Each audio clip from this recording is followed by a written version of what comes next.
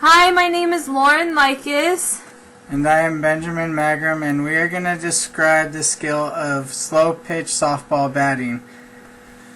We decided to pick this skill, or I did rather, because I started playing in a recreational softball league and I have no experience in softball whatsoever. With the skill we chose, the goal is to hit one home run, which is 225 feet, out of 10 trials. The subject's closest attempt to hit a home run was 42 feet. In the pre-videotape session. And now we're going to show you the worst trial of me in the pre-video session.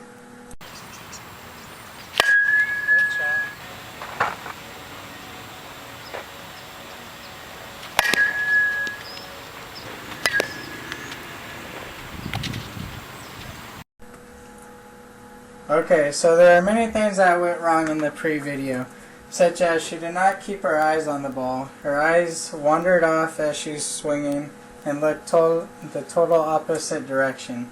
Another thing that went wrong was her base of stability. She had no stance whatsoever. Her feet were too narrow, they were not widened. Also, her follow-through.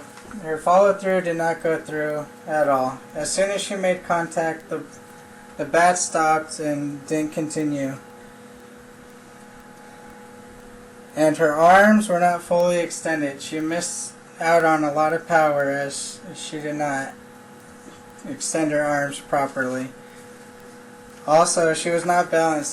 Every time she would swing, she would rock backwards. She would not step forward, nor would she even go the right direction as the field. Some other things that I realized I did wrong after watching the video was that I had no trunk rotation at all. And trunk rotation is important in the speed and velocity of the hit, so I need to work on that. I had no routine or visualization. I saw myself and it looked like I was so confused and had no idea what I was doing. My bat grip was totally wrong. I was holding the bat really tight and I wasn't comfortable at all. I wasn't flexible after my hit. There was no comfort zone and I seemed to be anticipating the ball way too much. So that went wrong, and I didn't have any directional change after I hit the ball. My body didn't shift at all, which it should have because my weight should be shifted and even out to the front foot after I made the hit, and it didn't turn out that way. Right now I'm going to list two of the main key elements in each of the phases. For the preparation phase, I put stance and bat grip. Stance because the base of support and stability is really important in batting. All of this because you would have more control of your center of gravity, and before batting you should make sure that the back leg supports most of the body weight. As for bat grip, the more strength that you impose upon your forearms, the harder your hit will be. So strength, velocity, and trajectory all depend heavily on the way you grip your bat. The two key elements for force phase is to always keep your eyes on the ball. Be aware of where the ball is coming and where it is going. Do not move your head as the ball impacts the bat. Before you run, you always want to know where the ball is heading. The second one is keep your arms fully extended at impact. You want to make sure that they're extended. By doing this, you will achieve a more proficient hit of the softball. Also, you will succeed in a powerful hit. For the follow-through phase, we have the follow-through intensity. This means that to assure the maximum power of your swing, you need to rotate your hips and the trunk of your body entirely. The movement of the batter's body mass stretches the muscles that pull the bat around the ball. So this will set off a trailing action of the shoulders, the arms, and the bat in coordination with the hips. We also have force dissipation. This means that there is plenty of wasteful expenditure of force, and it's a really common problem in batting or beginning batting. So we need to make sure that our body exerts this force instead of inhibiting it. There is a sequential movement of all body parts when batting. That means the rotation of the legs, the hips, and the torso occur. The angular velocity is multiplied through the batter's body, and it's imperative that this force is released when striking the ball by having a successful follow-through. We felt that keeping your eyes on the ball was the #1 fault because that was the main reason that I missed most of the balls. If you have no idea where the ball is, and if you lose sight of it at any moment before it contacts the bat, there's a very slim chance that you'll find it again, so the batter needs to know where the ball lies.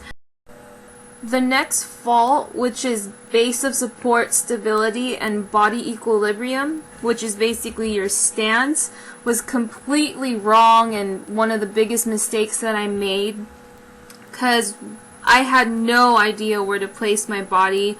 I wasn't comfortable, and this is a major fault because stance is crucial to finding the center of gravity, and if you don't know where that is, you can easily stumble.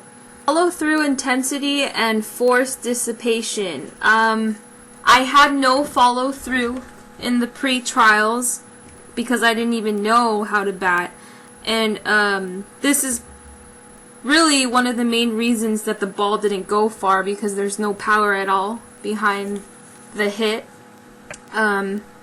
This is a fault because there was a lot of wasted momentum and force. I didn't release this force in the right way, so it just went to waste.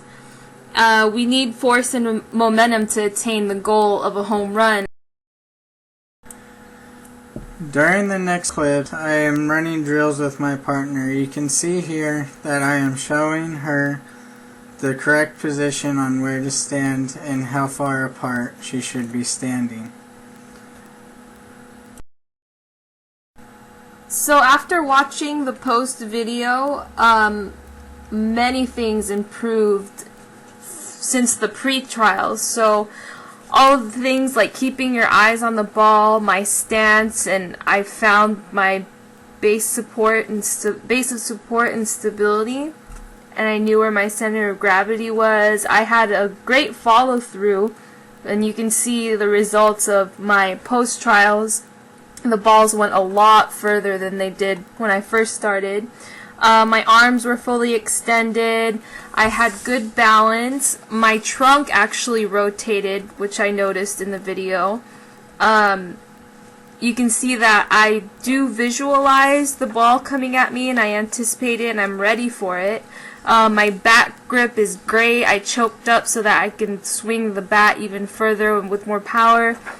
And my directional change was very clear at the end of each hit in the post trials. And some things that still need to be worked on, I think, is the way that I swing the bat and the power of my forearms. I guess I could start working on those muscles so that I have more strength in the hit and there's more force and momentum, and the ball will go a lot further to eventually reach my goal of a home run, which we didn't get at this point, but you can see a drastic improvement in all of the hits in the post trials.